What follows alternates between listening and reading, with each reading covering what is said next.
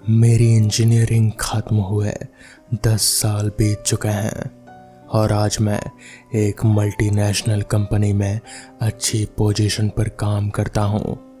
मगर इन 10 सालों में एक रात भी ऐसी नहीं गुजरी जब उस खौफनाक हादसे की याद ने मुझे ना सताया हो। आज भी उस मंजर को याद करते ही मेरी रूह कांप उठती है और कई बार तो मैं आधी रात को उठकर बैठ जाता हूँ। खुद को ये यकीन दिलाने की कोशिश करता हूँ कि वो सब बहुत पहले हो चुका है। ये घटना तब की है जब मैं दिल्ली के एक कॉलेज में इंजीनियरिंग कर रहा था। कॉलेज में मेरी दोस्ती अमन और विनोद से हुई। हमारी तिगड़ी खूब जमती थी। हम साथ घूमते, मस्ती करते हैं और एक दूसरे की मदद से जैसे तैसे परीक्षा में पास कर लेते हैं। हमें पता ही नहीं चला कि कब 3 साल यूं ही गुजर गए। फिर एक दिन अमन मेरे पास हाँफता हुआ आया। उसने बताया, देव, बगल के कमरे में एक बहुत पढ़ाकू लड़का रहता है। सोच रहा हूँ क्यों ना उसे अपनी टीम में शामिल कर लें। अगर उसने पढ़ा दिया तो शायद हम सब अच्छे नंबर से पास हो जाएं और अच्छी नौकरी मिल जाए। विनोद भी अमन की बात से सहमत था। हाँ देव, अमन सही कह रहा है। तुम दोनों तो किसी तरह पास हो जाते हो, पर मेरी मोटी बुद्धि में बातें जल्दी घुसती ही नहीं। प्लीज़ मान जा, एक बार उसके साथ पढ़कर देखते हैं। अगर अच्छा नहीं लगा तो दोबारा नहीं जाएंगे। उसकी जिद के आगे मेरी एक ना चली और अगले ही पल हम तीनों उस लड़के के कमरे के बाहर खड़े थे। अमन ने दरवाज़ा खटखटाते हुए आवाज़ दी, अरे कोई अंदर है क्या? दरवाज़ा खोल। विनोद भी साथ में चिल्लाया, सुना नहीं क्या? हमें पता है कि तू अंदर ही है, दरवाज़ा खोल। वो दोनों दरवाज़ा पीटने लगे, लेकिन अंदर से कोई जवाब नहीं आया। मेरे मन में एक विचार आया, क्यों ना खिड़की से झांक कर देखा जाए कि आखिर अंदर चल क्या रहा है। जो मंजर मैंने देखा उसे देखकर मेरे पैरों तले की ज़मीन खिसक गई। अमन, विनोद, जल्दी आओ, ये लड़का तो फांसी लगा रहा है। मेरी चीख सुनकर अमन और विनोद भी तुरंत मेरे पास दौड़े आए और उन्होंने भी वही देखा जो मैं देख रहा था।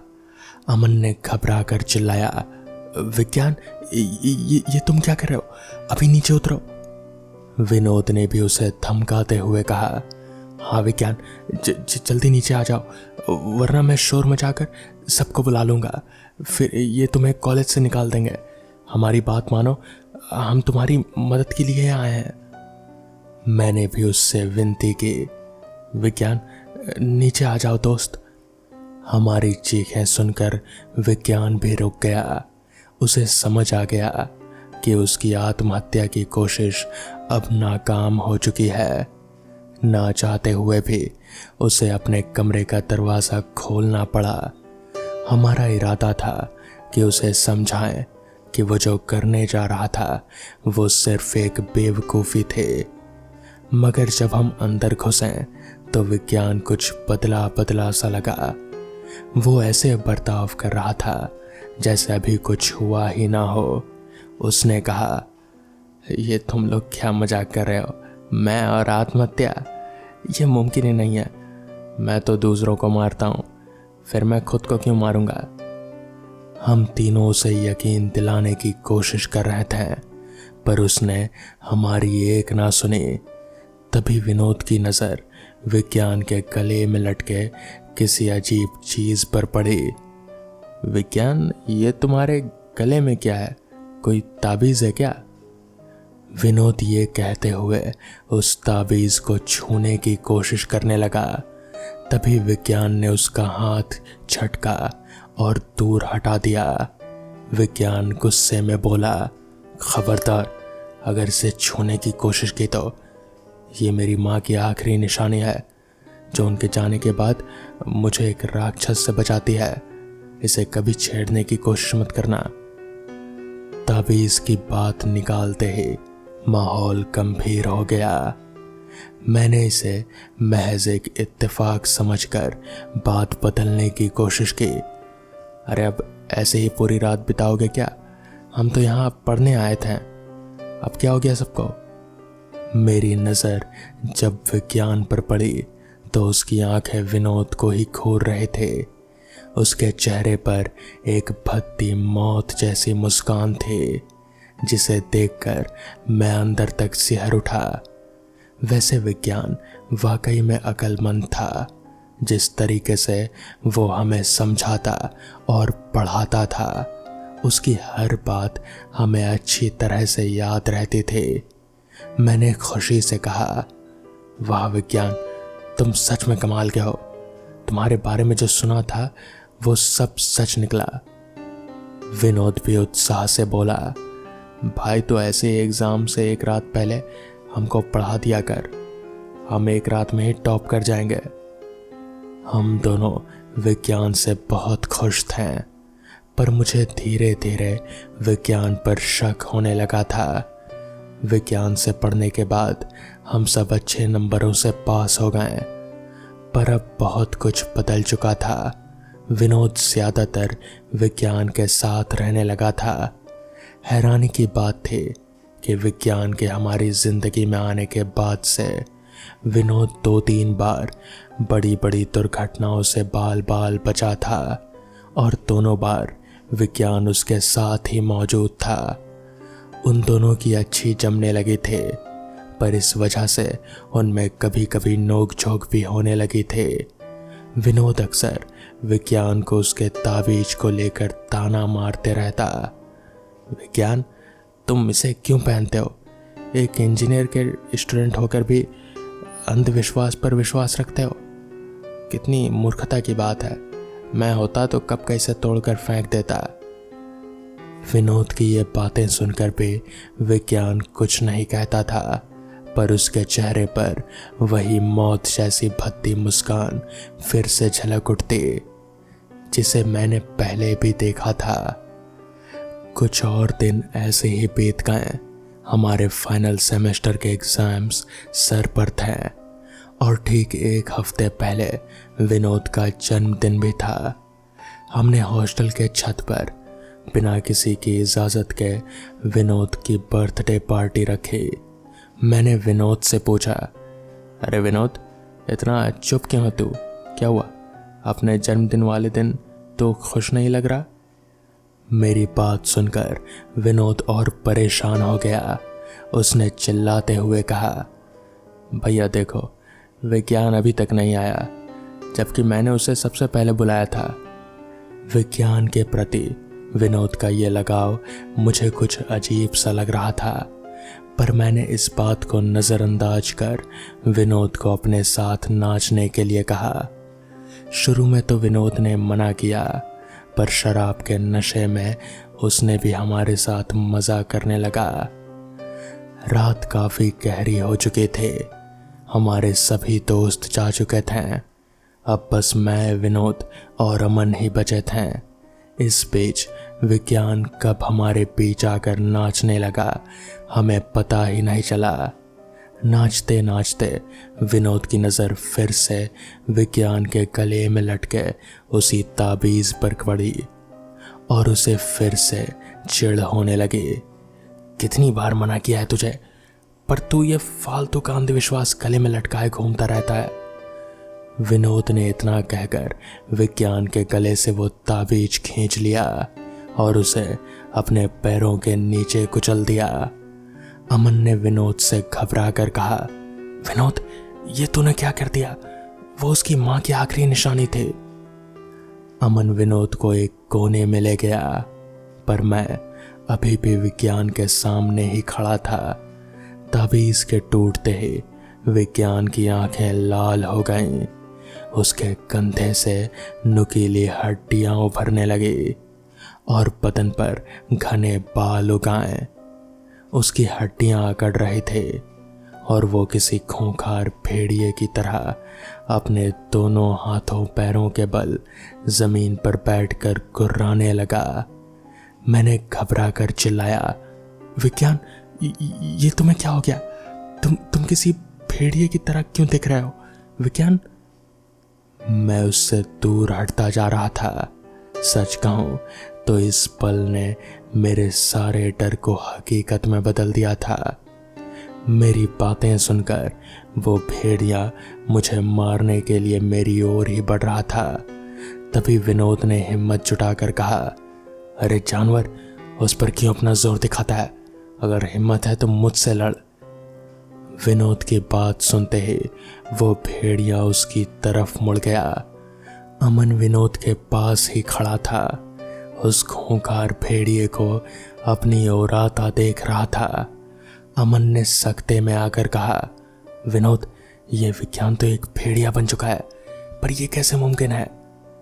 इतना कहते हुए अमन ने पास में पड़ी एक लोहे की रॉड उठाई और विनोद को बचाने के लिए तैयार हो गया।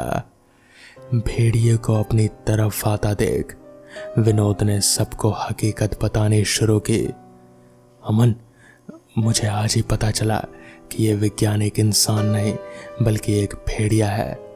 जब मैं इसे जन्मदिन पर बुलाने के लिए इसके कमरे में गया था तभी मुझे इसकी असलियत का पता चल गया। ये इंसान बनकर लोगों के बीच रहता है और अपने लिए आसान शिकार ढूंढता है। इस ताबीज की वजह से ये इंसान का रूप ले सकता है या किसी इंसान के शरीर में समा सकता है। इस वक्त यह जिस विज्ञान के शरीर में था उसे इस भेड़िए ने 6 साल पहले ही मार डाला था। विनोद अपनी बात पूरी कर ही रहा था कि अमन ने भेड़िए पर जोरदार हमला कर दिया। मैं भी पीछे से खाली बोतलों से उस पर वार कर रहा था, पर हमारी कोशिशें नाकाम रही। लोहे की रॉड से कई बार वार करने के बावजूद उस भेड़िए को एक खरोच तक नहीं आई। उसने अपने नुकीले पंजों से अमन का पेट फाड़ दिया और उसकी सारी अतड़ियां बाहर निकाल दी। फिर उसने अमन का सिर अपने मुंह में दबाकर धड़ से अलग कर दिया। उसके बाद उसने दोनों बेजान शरीरों को हॉस्टल की छत से नीचे फेंक दिया। भेड़िए का इतना खूंखार रूप देखकर विनोद और मेरी रूह कांप उठी। मैंने तुरंत विनोद को चीखते हुए कहा, विनोद, वहां से भाग, वरना ये तेरा भी वही हाल करेगा। मैं अभी उसे समझा ही रहा था कि विनोद ने अपनी सारी हिम्मत बटोरी और खड़ा हो गया। नहीं देव, तू भाग जा, यहाँ से भाग जा और अपनी जान बचा ले। मैं जानता हूँ ये भेड़िया हर हाल में मुझे मार डालेगा। ये विनोद से मुझसे कहे गए आखिरी शब्द थे। विनोद ने मुझे जोर से भागने का कहकर खुद ही छत के किनारे पर जाकर खड़ा हो गया। भेड़िया उसकी तरफ दौड़ा ही था कि विनोद ने उसे कसकर जकड़ लिया। विनोद ने दहाड़ कर कहा, मैं तुझे और अब मेरे लोगों की जान लेने नहीं दूंगा। तूने मेरे दोस्त अमन पर जो हमला किया उसका बदला तो मैं लेकर ही रहूंगा। इतना कहते हुए विनोद अपनी पूरी ताकत से उस भेड़िए को छत के किनारे की ओर खींचने लगा। विनोद इस भेड़िए के जिस्म से इस तरह से चिपक गया था कि ढेर सारे हमले के बाद भी वो भेड़िया खुद को उससे अलग ही नहीं कर सका। विनोद धीरे धीरे उस भेड़िए को किनारे तक ले गया। मैं भी अपने डर से मजबूर एक जिंदा लाश की तरह ये सब होते हुए देख रहा था। तभी विनोद उस भेड़िए को अपने साथ लेकर हॉस्टल की छत से नीचे जा गिरा। एक ही पल में मेरे 2 सबसे प्यारे दोस्त मुझे हमेशा के लिए छोड़ गए थे। अगले दिन जब कॉलेज को इस बारे में पता चला तो मैंने उन्हें सारी सच्चाई बता दी, पर किसी को भी मेरी बात पर यकीन नहीं हुआ। बल्कि कॉलेज प्रशासन ने मुझसे कहा कि मुझे पुलिस को ये बयान देना होगा कि विनोद और अमन नशे में धुत होकर आपस में लड़ने लगे और अपनी ही गलती से हॉस्टल की छत से गिरकर उनकी मौत हो गई। उन्होंने मुझे ये भी धमकी दी कि अगर मैंने ऐसा नहीं किया तो कॉलेज मेरा करियर बर्बाद कर देगा और मुझे कहीं नौकरी नहीं मिलेगी।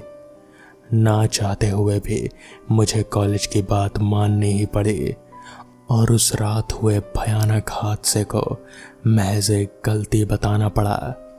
ये बात मुझे आज भी सबसे ज़्यादा सताती है और रातों को चैन की नींद सोने नहीं देती। अमन और विनोद की चीखें आज भी मेरे कानों में गूंजती है, क्योंकि मैं ही अपने दोस्तों को इंसाफ नहीं दिला पाया। उस हादसे वाली रात को हॉस्टल की छत से 3 लाशें नीचे गिरे थे, पर मेरे लिए सिर्फ 2, अमन और विनोद की। उस भेड़िए को कहीं कोई नामो निशान तक नहीं मिला।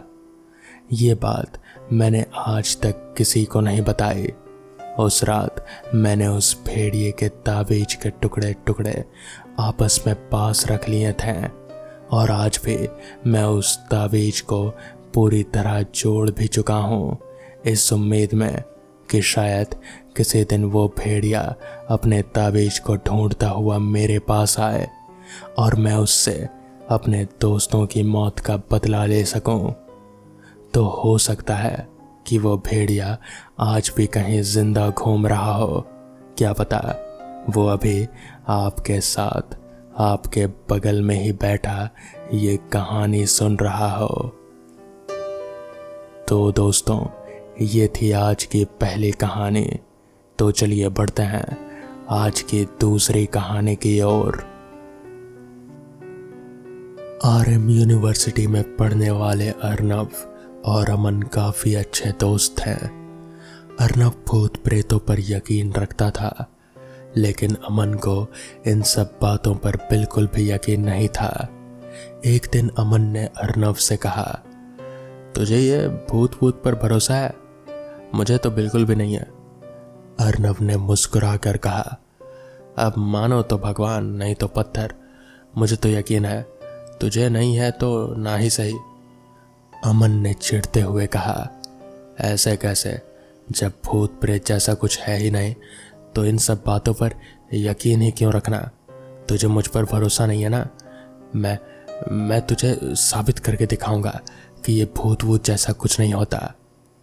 आगे उसने 2 पल सोच कर कहा, हाँ, वो कॉलेज से थोड़ा आगे एक जो कब्रिस्तान है ना, मैं आज पूरी की पूरी रात वहीं पर बिता के दिखाऊंगा। ये सुनकर अर्नव ने कहा, पागल हो गया है क्या? वहां जाएगा, वो भी रात को? ये तो मौत को दावत देने जैसी बात है। तू ऐसा कुछ भी नहीं करेगा, समझा? तो इस पर अमन ने कहा, जरूर करूंगा, मैं जरूर जाऊंगा, और वैसे भी मैं किसी से नहीं डरता। अर्नव के लाख मना करने के बावजूद भी अमन उस रात कब्रिस्तान पहुंच गया।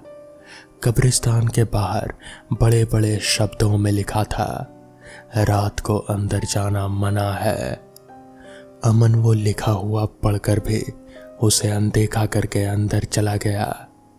अमन ने कब्रिस्तान में लगे लोहे के दरवाजे को धक्का देकर खोला। वो दरवाज़ा पुराना होने की वजह से बड़ी ही डरावनी आवाज़ के साथ खुला। अमन ने कब्रिस्तान में कदम रखा और दरवाज़ा उसी भयानक आवाज़ के साथ बंद हो गया। वो कुछ कदम आगे बढ़ा।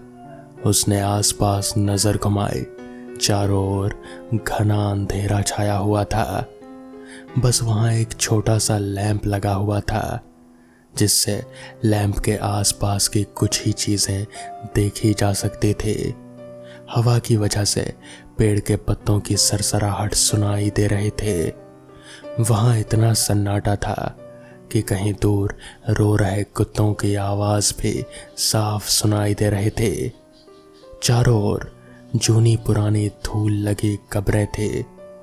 कब्रें जो नई बनी हुई थी, तो वहीं कई कब्रें टूटी फूटी और पुरानी भी थी, और कहीं कहीं पर कब्र बनाने के लिए गड्ढा खुदा हुआ था। वहाँ का नज़ारा शरीर में कंपन ला देने वाला था। अमन चारों ओर देखे जा रहा था, तभी उसे खुद के आसपास किसी के होने का एहसास हुआ। उसने आसपास देखा लेकिन कोई नहीं दिख रहा था। तभी उसकी नज़र थोड़ी दूर एक छोटी बनी कब्र पर पड़ी। उस कब्र के पास एक छोटा बच्चा खड़ा था। अमन ने अपने आप से कहा, एक बच्चा, वो भी यहाँ इतनी रात को? लगता है गलती से आ गया होगा, मुझे उसकी मदद करनी चाहिए। अमन उस लड़के के पास गया। वो लड़का मैले फटे कपड़ों में एकटक उस छोटी सी कब्र को ही देखे जा रहा था। अमन को अंधेरा होने की वजह से वो लड़का साफ दिखाई नहीं दे रहा था। फिर भी उसने बच्चे से पूछा, तुम कौन हो? तुम्हारा नाम क्या है? अमन के पूछने पर भी उस लड़के में कोई हरकत नहीं हुई, जैसे उसने अमन की बात सुनी ही नहीं। कोई जवाब ना मिलने पर अमन ने दोबारा पूछा, मैं तुमसे बात कर रहा हूँ, तुम्हें सुनाई नहीं दे रहा? तुम कौन हो और यहाँ इतनी रात में क्या कर रहे हो? इतना पूछने पर भी कोई जवाब नहीं मिला। अब की बार अमन ने थोड़ा जोर से पूछा, तुम कौन हो और कहाँ रहते हो? ये सुनकर वो बच्चा अमन की ओर मुड़ा। बालों में मिट्टी लगी हुई, आंखों की पुतलियां बिल्कुल सफेद, चेहरे पर कोई भाव नहीं और जैसे खून ही ना हो, बिल्कुल वैसा शरीर। उस लड़के को देखकर ही अमन के शरीर में सिहरन सी दौड़ गई। उस बच्चे ने अपना हाथ उठाकर उंगली से उस कब्र की ओर जहां वो देखे जा रहा था उस तरफ इशारा कर दिया। इससे पहले कि अमन कुछ प्रतिक्रिया दे पाए, उससे पहले ही वो बच्चा काले धुएं में तब्दील होकर एक पल में ही उस छोटी सी कब्र में समा गया। अमन ये देखकर स्तब्ध रह गया। उसे समझ में नहीं आया कि आखिर ये हुआ क्या, लेकिन उसे ये ज़रूर एहसास हो गया कि उसने यहाँ आकर बहुत बड़ी गलती कर दी है। वो बस जल्द से जल्द इस कब्रिस्तान से बाहर निकल जाना चाहता था। वो वहाँ से घबराकर जल्दबाजी में भागा। अमन अभी बहुत सारी कब्रों के बीच में था। तभी अमन को किसी के रोने की आवाज़ सुनाई दी। ये सुनकर 2 पल के लिए वो वहीं रुक गया। अचानक ढेर सारे लोगों के चीखने चिल्लाने और रोने की आवाज़ें आने लगी। वो आवाज़ें इतनी तेज और भयानक थी कि अमन ने अपने कान अपने हाथों से कसकर बंद कर दिए। वो वहाँ से जैसे तैसे निकला। थोड़ा आगे जाते ही वो अचानक किसी चीज़ को देखकर मानो अपनी जगह पर जम गया, क्योंकि सामने एक औरत खड़ी थी जिसका चेहरा मिट्टी से सने बालों से ढका था। धूल मिट्टी में और पुराने होने की वजह से फटे कपड़े पहने हुए, जिसका पूरा शरीर सड़ चुका था, वैसी औरत अमन के सामने खड़ी थी। उसने अमन को देखकर अपना हाथ उठाकर अमन की ओर धीरे धीरे बढ़ाया।